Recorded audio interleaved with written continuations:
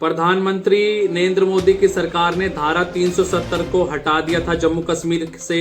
आपको बता दें, इसको लेकर बीते दिनों में सुप्रीम कोर्ट में 23 याचिकाएं दर्ज की गई थी। आज इस पर सुप्रीम कोर्ट ने अपना फैसला सुनाया है। आपको बता दें, यह फैसला 96 दिन बाद सुनाया गया है। सीजीआई बोले कि आर्टिकल 370 अस्थायी था। सरकार के हर फैसले को चुनौती दी जा सकती है। सरकार के फैसले पर सुप्रीम कोर्ट ने ये मोहर लगाई है। देश भर के राजनीतिक दलों का इस घटनाक्रम पर क्या कुछ कहना है जो सुप्रीम कोर्ट से वर्डिक्ट सुनाया गया है। आइए सुनते हैं तमाम देश भर के नेताओं का क्या कुछ सही कहना ठहराया है। ये निश्चित रूप से जम्मू कश्मीर की जनता की जीत है और श्यामा प्रसाद मुखर्जी जी के सपनों की जीत है।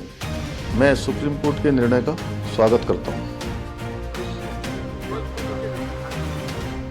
आज जो फैसला आया, हम उससे मुतमईन नहीं हैं और हमारा मानना यह है कि ये कॉन्स्टिट्यूशनल मेजॉरिटी जो लोग कह रहे हैं, अब कॉन्स्टिट्यूशनल मोरालिटी की आज जीत हुई है और मेजॉरिटी मोरालिटी की कामयाबी हुई है।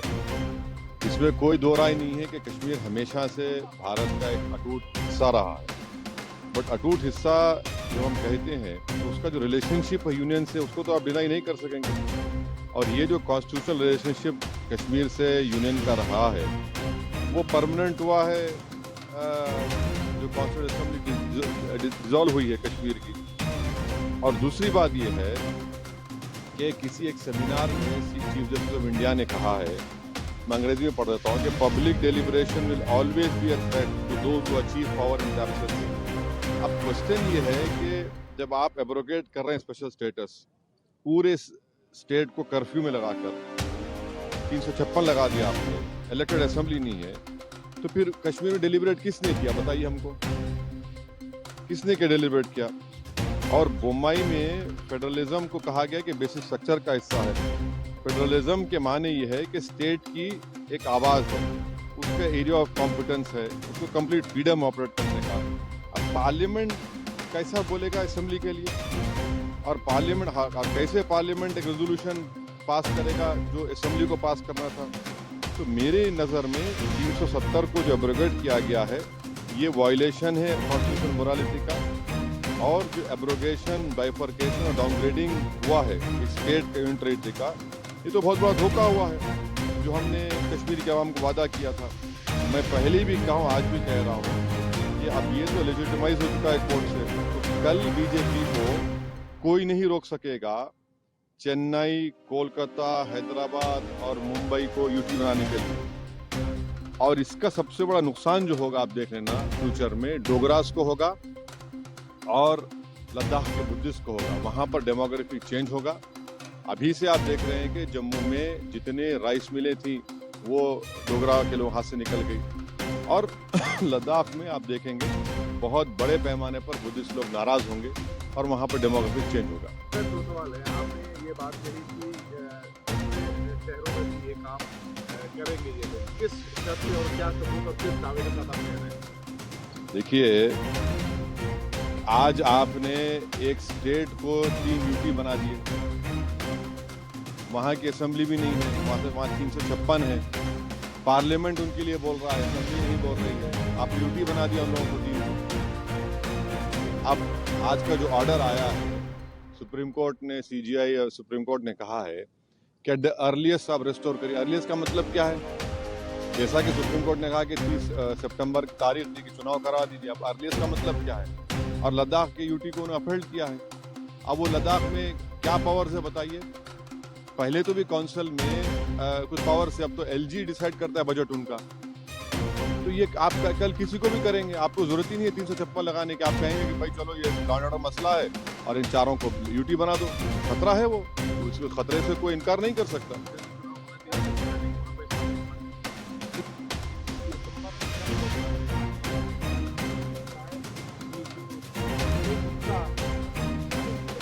तो बस वही तो हमारा भी राइट है।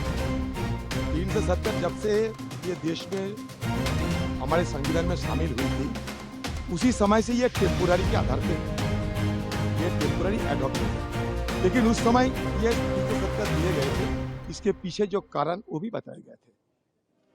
लेकिन सदन के अंदर बार बार हम ये गुहार लगा के थे कि इस एक स्टेट को अब भंग करके यूनियन टेरिटरी बना दिए तो स्टेट की मर्यादा कब वापस जाएगी। ये कुछ दिन पहले भी सदन के अंदर ये मुद्दा हम लोग उठाए, ठीक है। और ये सदन के अंदर हमारे अमित शाह जी कह रहे थे बड़े जोर शोर से सीना ठोक के हम पीओ को कब्जे में लाएंगे। अभी बताए कब पीओ को कब्जे में लाएंगे। ये चुनाव तो आते जाते रहेंगे, कम से कम इस चुनाव से पहले तो पीओ को तो कब्जे में लाया करो। और तीसरी बात, कब चुनाव करोगे ये जल्दी बताओ। तो ये हमारा मांग था। तीसरी बात, हम ये कहते थे उस समय 370 हटाओ, लेकिन कश्मीर के आम लोगों के ऊपर जुलूम, सितम और हिरासत में इनको रखते हुए यूएपीओ को मतलब दुरुपयोग करते हुए कश्मीरी आम लोगों के ऊपर अत्याचार नहीं होना चाहिए, चाहे जो भी हो। लेकिन 370 के समय जब ये 370 हटाए गए थे, खारिज किए गए थे, तो हम जानते थे सारे कश्मीर को क्या किया गया थे। हजारों की तादाद में सारे पॉलिटिकल पार्टी, चाहे आम लोग, चाहे पत्रकार, कोई भी हो, सिविल सोसाइटी के लोग, सबको जेल में बंदी बना गए थे। ये सालों साल जेल के अंदर सड़े हुए थे ये सारे लोग। अभी सुप्रीम कोर्ट पे उस समय गए थे और आगे अगर ये सुप्रीम कोर्ट फैसला लेते तो और अच्छा होती, लेकिन फिर भी देर आई आना चाहिए। तो हम भी ये चाहूंगा कि सुप्रीम कोर्ट की कहने पर ये सरकार जल्द से जल्द ये चुनाव की घोषणा करे और चुनाव करा के कश्मीर को वापस का जो राज्य मर्यादा राज्य की दर्जा इनको दिया जाए।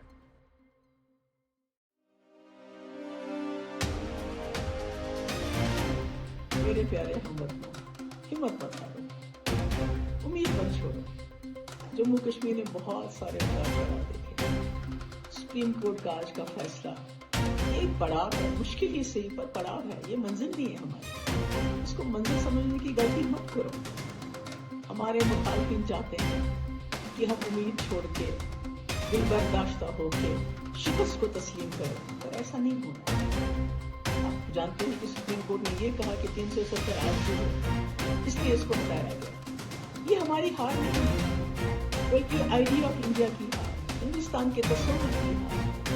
जिस तस्वुर के साथ, जिस आइडिया ऑफ इंडिया के साथ, जिस गांधी के हिंदुस्तान के साथ, जिस गंगा गंदी तहसील के साथ जम्मू कश्मीर के मुसलमानों पाकिस्तान को दरकिनार करके यहाँ के सिखों के साथ, यहाँ के बुद्धिस्ट के साथ, यहाँ के क्रिश्चियंस के साथ, यहाँ के हिंदू भाइयों के साथ गांधी के मुल्क के साथ हाथ मिलाया। आज जो उस आइडिया ऑफ इंडिया की हार है, आज जो हरकत मरकजी सरकार ने पार्लियामेंट के अंदर नाजायज, गैर कानूनी, गैर आईनी की, उसको जो जायज करार दिया गया, वो जम्मू कश्मीर के लिए नहीं बल्कि आइडिया ऑफ इंडिया, हिंदुस्तान के तस्वुर के लिए एक सजाए मौत की खबर से कम नहीं है।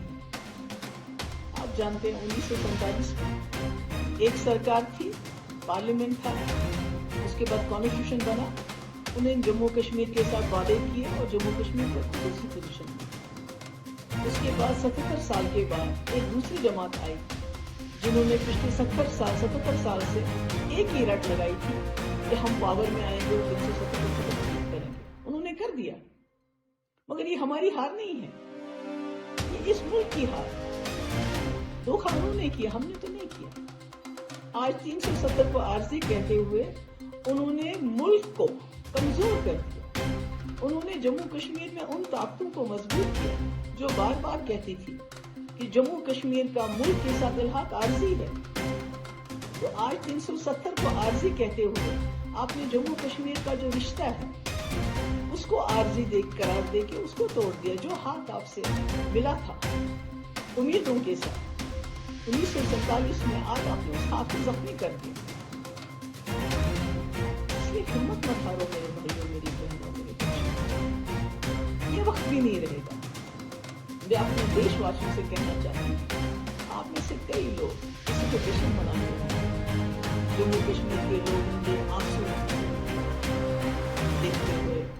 उनकी तकलीफ देखते हुए जो जम्मू कश्मीर को आज फिर से जेल में कन्वर्ट किया गया, दुकानदारों को बोला गया, उनको धमकी दी गई कि सुबह 10 बजे दुकानें खोल दो, हमें घरों में नजरबंद किया गया, वर्कर्स को थानों में बंद किया गया।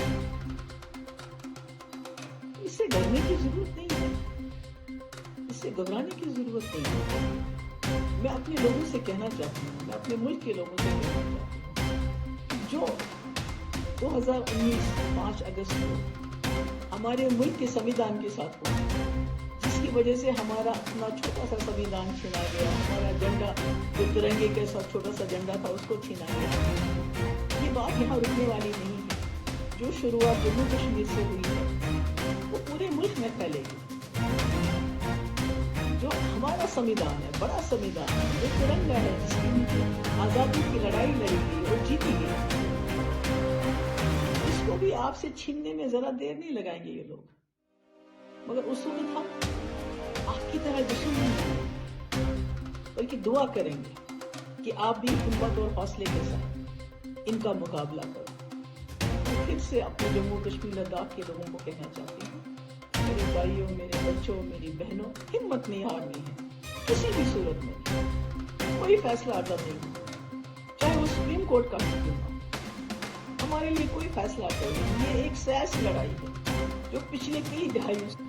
मैं ये तो नहीं कह सकता रोड से भरोसा उठ गया, लेकिन ये था कि एक उम्मीद थी, क्योंकि कई चीज़ों में हम सब ने, हिंदुस्तान के हिंदू मुसलमान ने पिछले कई सालों से कहा था जो कोर्ट करेगा वो आखिरी फैसला होगा।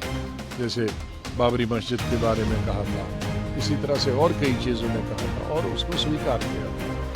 तो अब हमारी उम्मीद थी कि सुप्रीम कोर्ट, क्योंकि वो किसी दल की, किसी पक्ष की, किसी सियासी पार्टी से ताल्लुक नहीं रखती है, और ख़ास तौर से आज की जो ये बेंच था वो बिल्कुल मैं कह सकता हूँ कि बहुत ही अच्छा बेंच था। लेकिन अब उन्होंने कॉन्स्टिट्यूशन को इंटरप्रेट किया और कॉन्स्टिट्यूशन के हिसाब से उन्होंने कहा कि 370 है। लेकिन मैं बुनियादी तौर पे कहता हूँ कि इसको ख़त्म करना 5 अगस्त 2019 को ही गलती थी। जल्दी में किया गया था, बहुत जल्दी में किया गया था, और जम्मू कश्मीर के अवाम से तो कोई पूछ नहीं सकता है, इतने आवाम से, लेकिन जम्मू कश्मीर की सियासी पार्टियों से पूछा जाना चाहिए था, तो वो नहीं हुआ।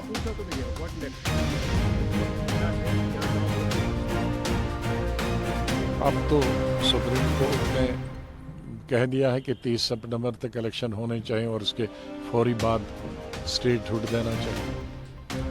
तो अभी उन्होंने गुंजाइश कुछ रखी नहीं। तो अब ये कह सकते हैं कि ये जो फैसला था कोर्ट का, अब अदालत के खिलाफ तो कुछ नहीं कह सकते, लेकिन उससे जम्मू कश्मीर के तमाम अवाम में, हमें, हमारी पार्टी को बहुत मायूसी और अफसोस है। स्टेटहुड तो उन्होंने पहले ही पार्लियामेंट में कहा है, अब उसमें इलेक्शन का भी पहले ही कहा है, लेकिन इस सिलसिले में कम से कम जो सुप्रीम कोर्ट ने एक डेट तय कर दी कि भाई 30 सितंबर से पहले होना चाहिए और उसके फ़ौरन बाद स्टेटहुड होना चाहिए, वो चीज़ तो हमारे हक में है। लेकिन जो दूसरी चीज़ थी जिससे हमारे जज्बात जुड़े थे, या हमारी तरक्की के लिए, हमारी मैशत के लिए, हमारी रोज़गार के लिए, बच्चों के रोज़गार के लिए, या ज़मीन महंगी ना हो, उसके लिए जो चीज़ें थी वो हमें नहीं मिल पाई। एक बात माननी पड़ेगी, बीजेपी जो कह रहा है धरती की चोट पे कह रहा है, दरअसल कुछ नहीं होता। जो पहले दिन कहा था आज भी।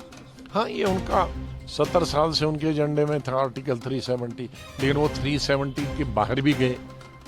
स्टेटहुड ख़त्म करने का नहीं था, यूनिटी बनाने का नहीं था, ये चीज़ें वो जो उनके एजेंडा में 70 साल से नहीं था उसके बाहर भी वो चले गए।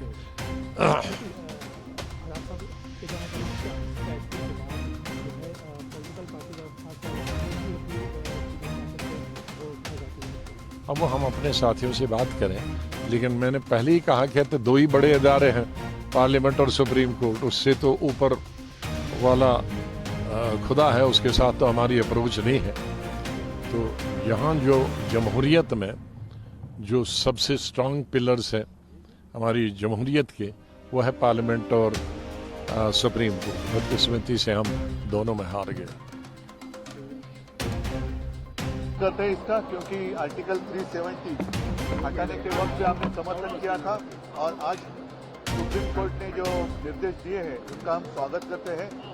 उम्मीद यही करते हैं, आशा यही है कि जो दूसरा आदेश उन्होंने दिया है नेक्स्ट सितंबर तक वहाँ चुनाव होने चाहिए, तो वो भी चुनाव जल्द से जल्द हो जाएंगे और वहाँ की जो जनता है उसको खुली हवा में मतदान करने का अवसर मिलेगा और मिलना चाहिए।